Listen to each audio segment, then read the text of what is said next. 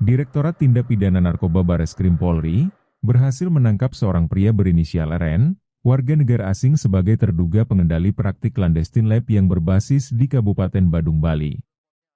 Terduga pelaku RN yang merupakan warga negara Ukraina, masuk dalam daftar pencarian orang sejak bulan Mei 2024. Ia berhasil ditangkap di Bandara Utapao Rayong oleh kepolisian negara Thailand pada saat hendak terbang ke Dubai pada Kamis 19 Desember lalu. Dirtipit Narkoba Bareskrim Polri, Brigjen Pol Mukti Juharsa, dikutip dari kantor berita Antara menyampaikan kronologi penangkapan RN ini.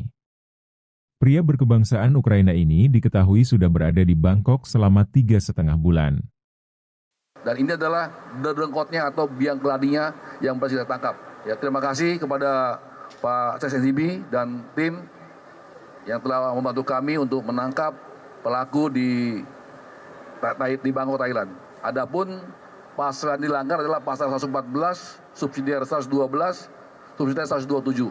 Ya, ancam hukumannya mati, minimal 5 tahun dengan denda 10 miliar rupiah. Ya, sekarang pelaku kita amankan ke Bareskrim untuk dilakukan penyidikan lebih lanjut. Sebelumnya, pada Mei 2024 lalu, Ditipit Narkoba Bareskrim Polri berhasil mengamankan 3 orang warga negara asing yang terlibat pengendalian sebuah laboratorium narkoba rahasia atau clandestine lab di sebuah villa di kawasan Tibu Beneng, Kabupaten Badung, Bali.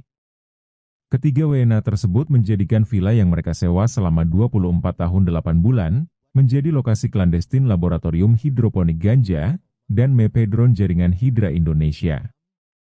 KMB Bali Pos melaporkan.